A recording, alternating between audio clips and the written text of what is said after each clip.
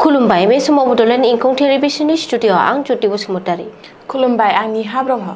दिनैनि गाहाय रादाबफोराव दं। एसटि दाबिनानै राजा लामायाव कलिता हारि। राङापारायाव हाग्रानि मैदेरनि गाग्लोबनायाव सासे सुबुंनि जिउ खहा। किडनेपिं आरो ब्लेकमेलिं खालामनानै बिर लाचित सेनानि सा 8 दैदेनगिरि हमजादों। बांलादेशनि मानसावगारियाव आसाम आरो सा सानजा रायजोफोर। डक्टर हिमन्त बिश्व शर्माया निजुत मयना 2.0 खौ बेखेवबाय। दानिया फैदो आबुं रादाबाव।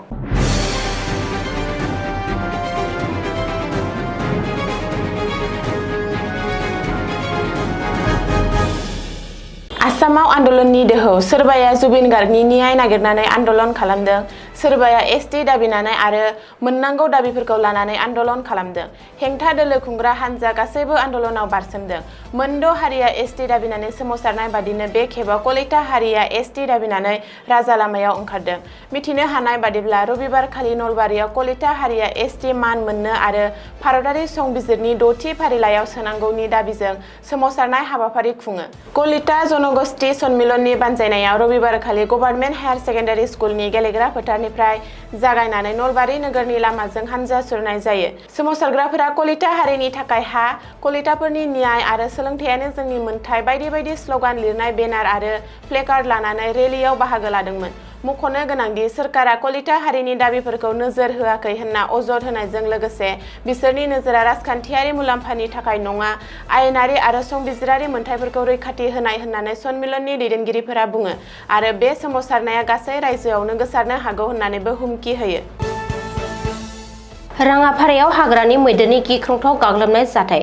राङापारायाव हाग्रानि मैदेरनि गाग्लोबनायाव सासे सुबुङा जिउ गोमानायजों लोगोसे गुबुन सासे सुबुङा गोब्राब जखम जायो। राङापारानि 2 नं कलाबिलाव जादों हाग्रानि मैदेरनि गाग्लोबनाय जाथाया आरो जिउ गोमानाय सुबुंखौ 2 नं कलाबिलनि थागिरि सुजित पुर्ति होननानै सिनायथिनो हादों। बेनि अनगायैबो सुजितनि फंबाय बुथुराम पुर्तिया हाग्रानि मैदेरनि गाग्लोबनायाव जखम जायो। सुलुङाव फोरमायथिनाय बायदिब्ला रबिबारखालि मोनाबिलियाव सुजित आरो बुथुरामा ताराजुलि साहा बागाननिफ्राय गावनि बाइकजों न' फारसे थांगासिनो थानाय समावनो हाग्रानि मैदेर फालोखौ लोगो मोनहैयो आरो हाग्रानि मैदेरा बिसोरखौ हरखाब गाग्लोबो। बे जाथायाव सुजित पुर्तिया जाथायसालियावनो जिउ गोमानायजों लोगोसे फंबाय बुथुराम पुर्तिया जखम जायो। बुथुराम पुर्तिया खारनानै गावनि जिउखौ खुनुरुखुमै रैखा खालामनो हायो। बे जाथायनि बागै खौरां मोननाय लोगो लोगो हाग्रा बिफाननि मावफारियाफोरा हरनि समावनो जाथायसालियाव थांनानै हाग्रानि मैदेर फालोखौ हाग्रायाव होहरो आरो जिउ गोमानाय सुबुंनि गोथै सहखौ बोखांना लाबोयो।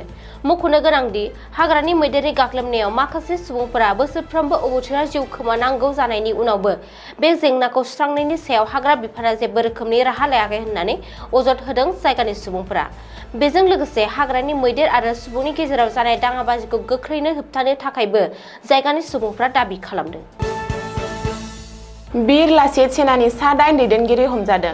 किडनेपिं आरो ब्लेकमेलिं खालामनायनि दायाव दिसपुर पुलिसा हमदों बिर लाचित सेनानि सा 8 दैदेनगिरि राहुल मिश्र मुंनि सासे फालांगिरिनाव रां दाबि खालामदोंमोन बिर लाचित सेनाया। सुलुङाव फोरमायथिनाय बादिब्ला बिर लाचित सेनानि दैदेनगिरिफोरा गिबियाव राहुल मिश्रखौ किडनेप खालामदोंमोन। बेनि उनाव ब्लेकमेलिं खालामनानै 15 निफ्राय 20 लाख रां दाबि खालामदोंमोन। नाथाय राहुल मिश्रखौ गुवाहाटीनिफ्राय बोखांनो हानायनि उनावनो दिसपुर पुलिसा गोख्रों संदाननानै बिर लाचित सेनानि सा 8 दैदेनगिरिखौ हमनाय जायो। दिसपुर पुलिसजों हमजानाय बिर लाचित सेनानि सा 8 दैदेनगिरिफोरा फारियै बिश्वजित दले, इन्जामुल हक, रहान आली, महन बरा, निजुत आहमेद, चिन्मय देब, रियाज आहमेद आरो बिराज बल्लभ कलिता। रिपर्ट बादिब्ला रबिबारखालि हरनि 9:30 रिंगासोआव गवालपारानि इरशाद खान मुंनि सुबुङा गावनि लोगो राहुल मिश्रनि किडनेप जानाय आरो उदां खालामनायनि थाखाय 15 निफ्राय 20 लाख रां दाबि खालामनायनि खौरांखौ पुलिसनो फन खालामनानै फोरमायहरदोंमोन। लोगो लोगो दिसपुर पुलिसा नायबिजिरनो जागायो आरो त्रिवेणी रडनिफ्राय राहुल मिश्रखौ बोखांनो हानायजों लोगोसे सा 6 लांखारग्राफोरखौबो हमनो हायो। बे जाथायजों लोब्बा थानाय आरोबाव 2 सुबुंखौ हर गेजेरनि समाव हमनो हाबावनाय जायो। बबेखानि पुलिसा AS01, EM0718 आरो AS23Q3566 नम्बरनि गंनै गारिखौबो जब्द खालामदों।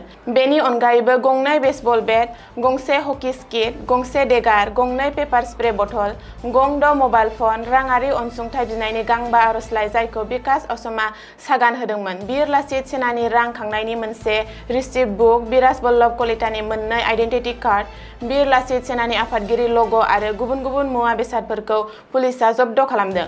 मख'नो गोनांदि बिर लाचित सेनानि सा 8 दैदेनगिरिफोरा किडनेप खालामनाय आरो ब्लेकमेलिं खालामनानै रां दाबिनायनि दायाव हमजानाय जाथाया रायजोनाङै बयखौबो सोमोनांहोदों। नसुं हादर बांलादेशनि मानसावगारियाव आसामजों लोगोसे सा-सानजा ओनसोलनि रायजोफोर। बांलादेशआ आसामजों लोगोसे सा-सानजा ओनसोलनि रायजोफोरखौ गावनि बाहागो होननानै दाबि खालामदों आरो निजायै फोसावजानाय मानसावगारियाव दिन्थिदों। पाकिस्तान रौनियानि बिबानगिरिनो होनाय बांलादेशनि मानसावगारियाव सा-सानजा भारतखौ बांलादेशनि बाहागो महरै दिन्थिदों। मख'नो गोनांदि आसामजों लोगोसे सा-सानजा भारतआ बांलादेशनि बाहागो होननानै दाबि खालामदों बांलादेश सोरखारा।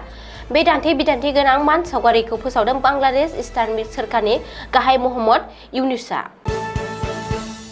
निजुत मयना 2.0 आसनिखौ बेखेवबाय।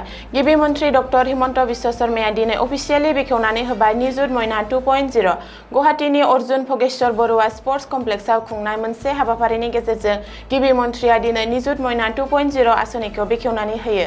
मख'नो गोनांदि निजुत मयना आसनिया फरायसुलिफोरनि गोजौ सोलोंथाइखौ आवगायलांनो आरो उन्दै बैसोआव हाबा जानायखौ होबथानो थाखाय राङारि मदद होनाय आसाम सोरखारनि मोनसे गेदेर बिथांखि। 2024-25 राङारि बोसोराव 1,60,000 फरायसुलिफोरा बे बिथांखिनि मुलाम्फा मोनदोंमोन आरो 2025-26 मायथाइयाव बेनि अनजिमाया बांनानै 3,50,000 जाहैदों। निजुत मयना 2.0 बेखेवनाय हाबाफारियाव गिबि मन्थ्रि डक्टर हिमन्त बिश्व शर्माया बुङो दि निजुत मयना आसनिया उन्दै बैसोआव जुलि जानायखौ होबथानायनि मोनसे ब्रह्मास्त्र। बबेखानि दिनैनिफ्राय रायजोनि 3.5 लाख फरायसुलिफोरा निजुत मयना आसनिनि गेजेरजों गोजौ सोलोंथाइ लानायनि लामाखौ मोनगोन होननानैबो गिबि मन्थ्रि डक्टर हिमन्त बिश्व शर्माया बुंदों। दिनैनि रादाबा एसेनोसै। गोजोन्थों। गोजोन्थों।